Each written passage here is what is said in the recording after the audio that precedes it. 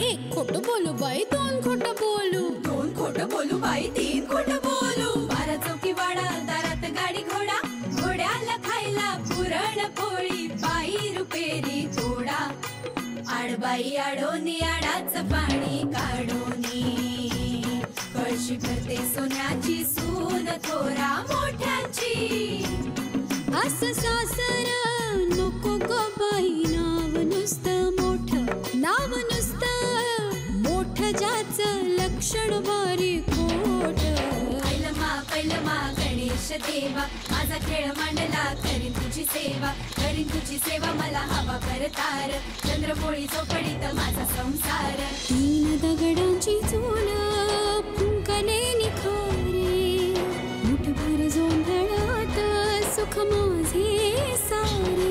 नांदा सौख्य भरे, नांदा सौख्य भरे, नांदा सौख्य भरे, नांदा सौख्य भरे.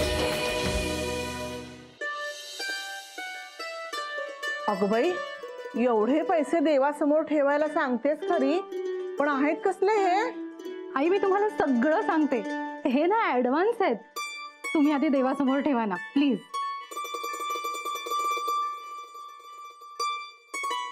अनिता, एवढा 10,000 ऍडव्हान्स मिळालाय, मोठी ऑर्डर आहे का? हो वहिनी, खूप मोठी ऑर्डर आहे, पण मला ना तुम्हा सर्वांचीच मदत लागेल. हा, मी पण करणार आहे मदत, पण तू तेव्हा सारखं असं नाही म्हणायचं की अभ्यास कर अभ्यास कर. बरं. आता सांग बाई, कसले म्हणायचे 10,000? सांगते. अहो, आपल्याला 100 किलो रव्याचे आणि 50 किलो बेसनाचे लाडू बनवण्याची ऑर्डर आली आहे. 150 किलोचे लाडू?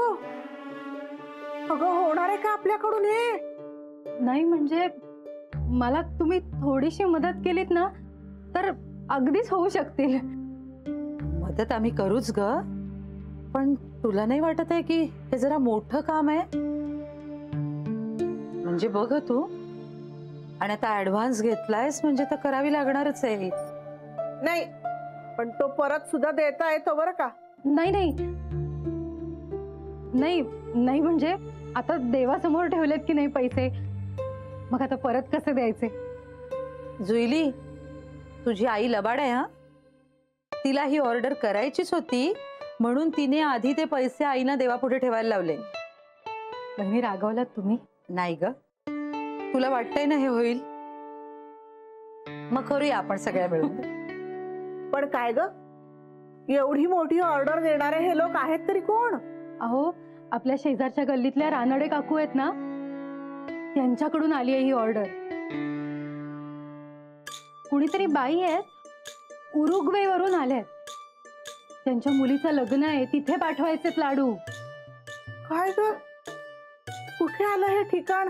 उरुग्वे? उरुग्वे म्हणजे मला नेमकं नाही माहित, पण फॉरेन मध्येच आहे कुठेतरी. अमेरिकेत आहे हे उरुग्वे. बाई, अमेरिका? अगं काकू, अमेरिकेतलं नाही, साऊथ अमेरिकेतलं. मी काय म्हणत होते, या बाई इथे आल्यात आणि सोबतच घेऊन जाणार आहेत लाडू. अगं, पण घर बदलण्याच्या गडबडीत हे जास्तीचं काम नाही का होणार? नाही होणार आई, नाही म्हणजे आपलं घर बदलण्या अगोदर हे सगळं व्यवस्थित होऊन जाईल. तुम्ही काळजी नका करू. हॅलो.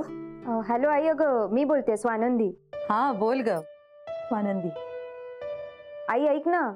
हा बोल ना, ऐकते मी. अगं मी ना इथे वच्ची आत्यांकडे आले, मला जरा उशीर होईल, पण नील सोडणार आहेत मला. हा ते ठीक आहे, पण वच्ची आत्यांकडे का आलात? एकदम सगळं ठीक आहे ना? अगं हो हो, उलट काकांची तब्येत ना आता सुधारते, मी आल्यावर सांगते ना सगळं. ठेवू? हो फोन ठेव, पण लवकर या. बर.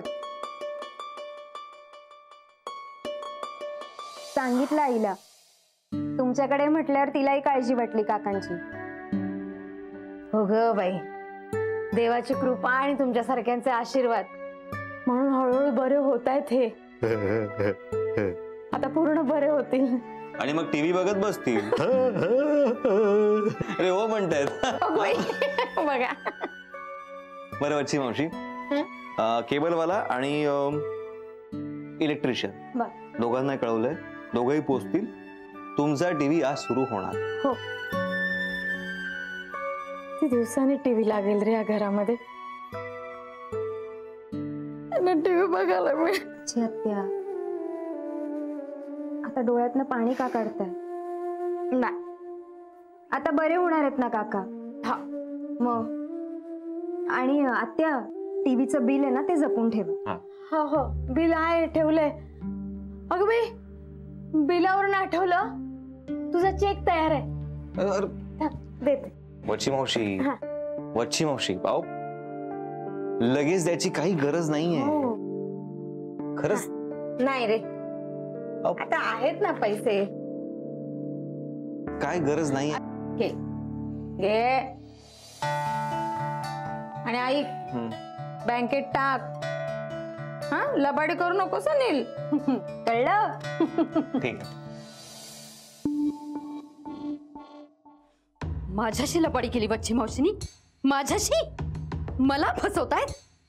गरीब गरीब म्हणून स्वानंदीला मारली माझ्या गळ्यात. ललिता आहे मी, अशी सोडणार नाही त्याला. ललिता, सध्या आपण पैशाच्या प्रश्नाने हैराण आहोत ना. वेळ पण वच्ची मावशींमुळेच आले आपल्यावर. ती बॅग देशपांड्यांनी पाठवली असं भरवून दिलं त्यांनी माझ्या डोक्यात.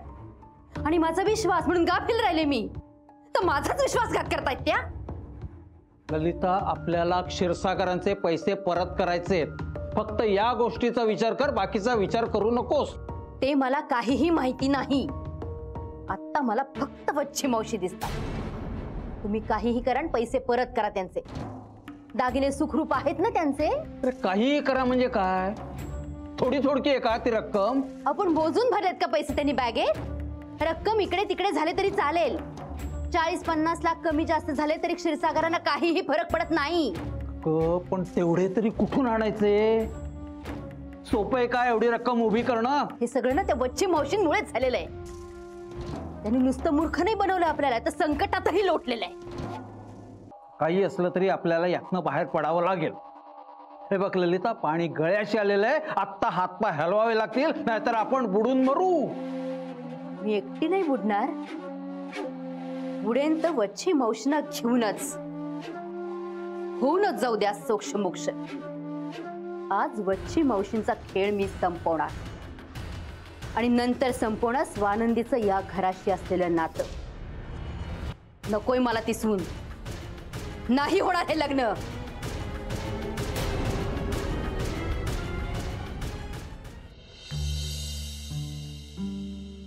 किती मोठा आहे ना टीव्ही. काकांची मजाच आहे. रोज टीव्ही बघत बसती. बघा काय बोलते. शाळेतली लहान मुलं आता काकांना त्रास देणार. होय नंद्या? गडबड करू नका, टीव्ही चालू होतो. ओ भाऊ, अजून किती वेळ हो? आमच्या शेजारी तात्काळच बसले तर. झालं वच्ची आत्या. अगं रिमोट आणि हिरो बटन दाबा. हिरवा हिरवा हिरवा हिरवा.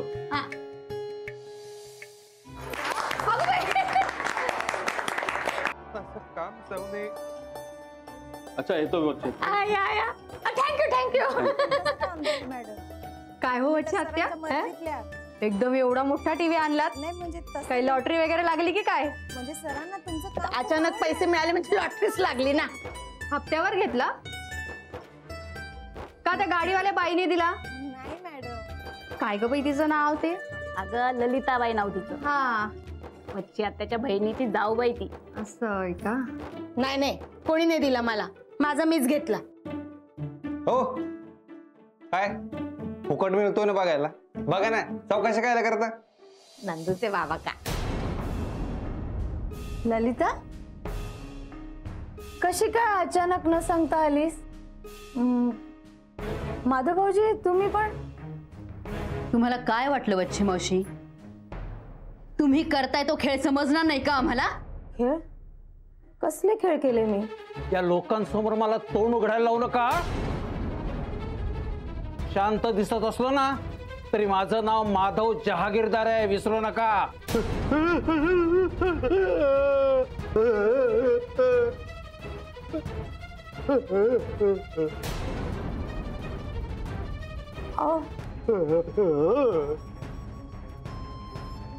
शांत व्हा ना.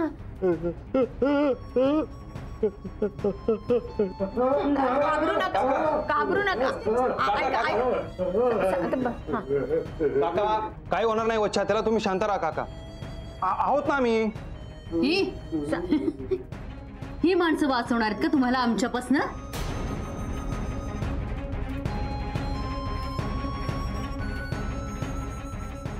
तुम्ही खोटारडेपणा करता हे सांगितले का तुम्ही त्यांना? माझ्या बायकोने तुमच्यावर विश्वास ठेवला आणि तुम्ही काय केलं? विश्वासघात. त्याचा मोबदला म्हणून हा टीव्ही मिळालाय का तुम्हाला?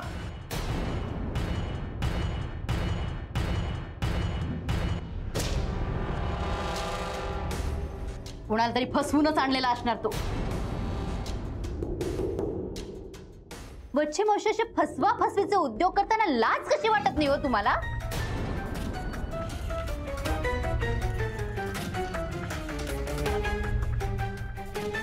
ही असली कामं करून पाळता का या लोळ्या पांगळ्याला?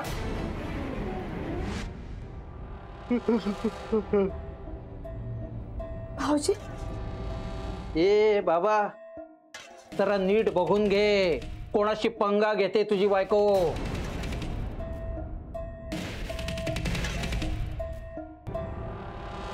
आणि जमत असेल ना तर समजाव तिला. माझ्याशी नडली ना तर परिणाम वाईट होतील.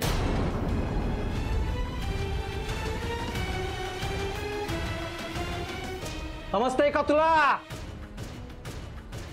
सगळं समजतंय त्यांना. न समजायला झालंय काय? माझ्या मुलाच्याच पैशाने करून घेताना उपचार स्वतःवर.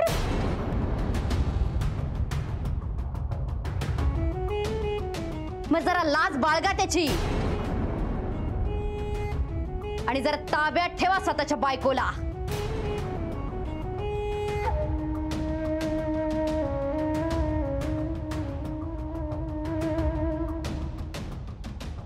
ओ काय हो जहागीरदार, आजारी माणसाशी बोलायची ही पद्धत आहे काय तुमची? ए आधी कमरान हात खाली घ्यायचे आणि कुणाशी बोलतेस तू, कळतंय का तुला?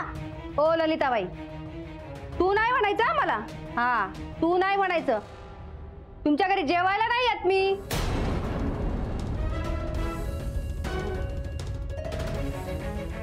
केव्हापासून बघते मी तुम्ही दोघेही बोलतायत. हा,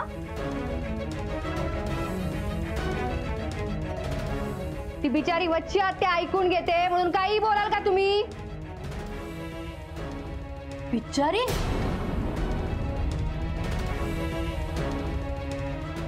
आणि वच्छी मावशी केवढी फसवणूक केली जरा विचारा तुमच्या वच्छी मावशीला.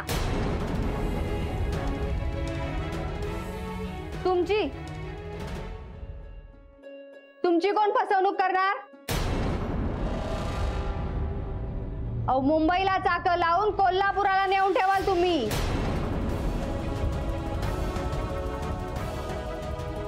एवढ्या वस्तात दिसता आणि तुम्हाला कोण फसवणार? सुनंदा गप्प बस. अहो मगाचपासून ही दोघं तुम्हाला नको नको ते बोलतायत. वच्छी आत्या आमच्यासाठी काय आहे हे माहित नाही तुम्हाला.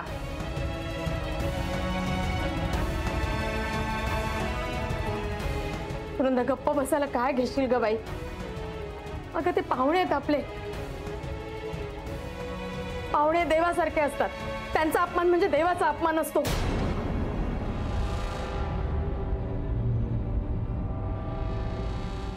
एक शब्द बोललीस ना खबरदार. अहो पण वच्छी आत्या गप्प बस ग.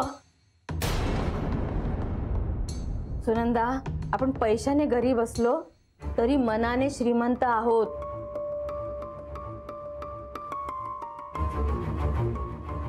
घरी आलेल्याचा अपमान करणे ही श्रीमंतांची खोड असते ग. आपण नाही बाई तसं वागू. त्या तुमचा चांगुलपणा कळतोय का पण या लोकांना? त्यांना नाही कळत म्हणून आपण सोडायचा का?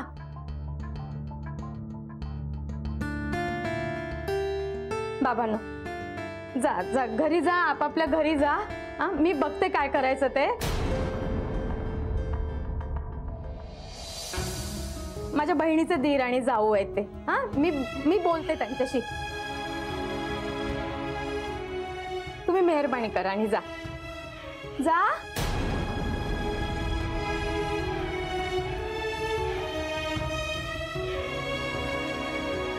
वा वा वच्छी मावशी वा, काय नाटक करता हो तुम्ही.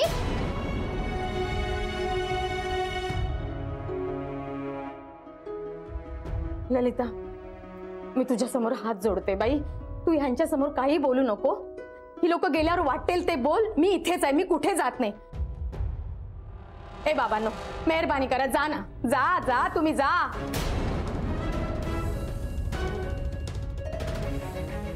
जा.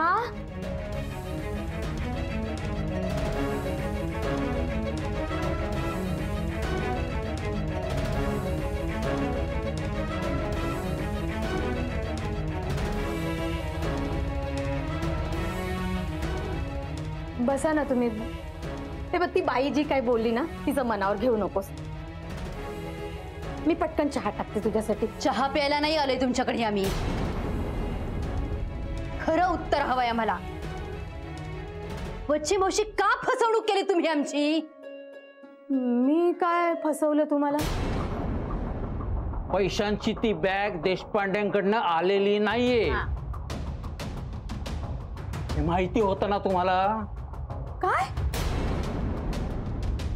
ते पैसे देशपांड्यांचे नव्हते?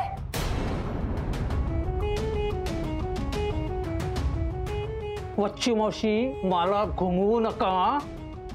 सरळ सरळ उत्तर द्या. तुम्हाला माहिती होतं की नाही? मला कसं माहित असणार भाऊजी? मला ललिता म्हणाली 1 कोटीचा निरोप देशपांड्यांना दे, मी दिला. तो माणूस पैशाची बॅग घेऊन आला, त्याच्या मागोमाग देशपांडे आले. देशपांडे म्हणाले सुद्धा ललिताला, बघ आम्ही दिलेला शब्द पाळला. म्हणाले की नाही ललिता, म्हणाले की नाही? ते त्यांच्या येण्याबद्दल बोलत असतील, पण माझा गैरसमज झाला ना वच्छी मावशी. मग आता तुझ्यासारख्या हुशार बाईचा गैरसमज झाला, माझा नाही का होऊ शकत? म्हणजे काय? म्हणजे ते पैसे देशपांड्यांचे तसं मला वाटलं, बाकी मला माहिती नाही. बर, तुम्हाला काही माहित नाही ना? मग आता मी काय सांगते ते नीट ऐका. नकोय मला त्या भिक्कारड्या घरातली मुलगी सून म्हणून. नाही होऊ देणार हे लग्न मी.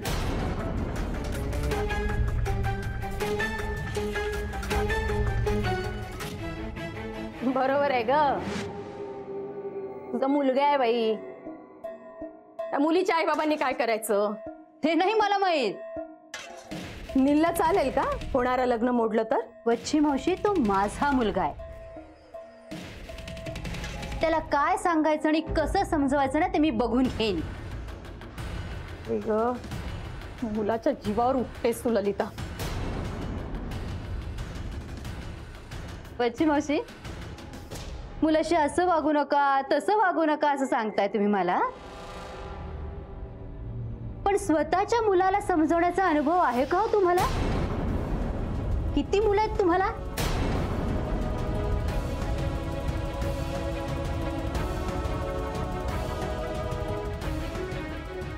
मला नाही दिलीत ग मुलं, तुला दिली आहेत ना 2-2.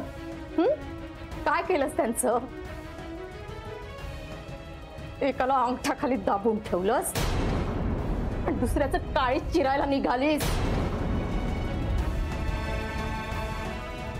काय समजतेस ग स्वतःला तू?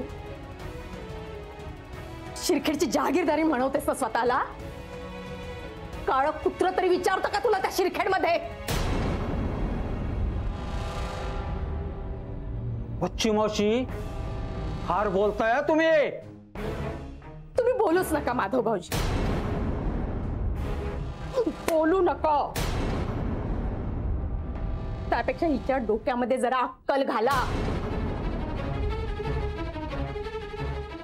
देशपांड्यांशी लग्न मोडायला निघालात तुम्ही. मला माहितीये देशपांड्यांची ताकद किती आहे ते. विचारा त्या क्षीरसागरांना.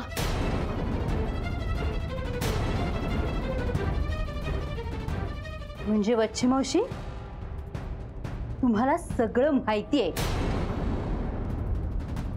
क्षीरसागरांचं नाव कसं काय घेतलं तुम्ही?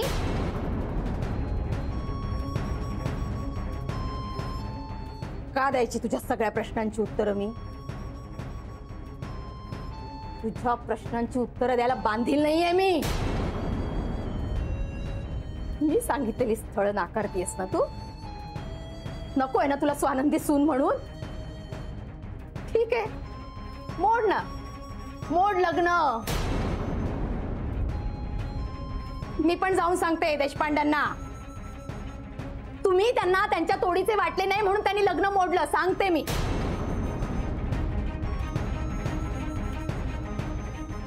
आणि हेही सांगते की क्षीरसागरांचा काळा पैसा तुमच्याकडे आहे म्हणून. मग बघा काय करतात ते.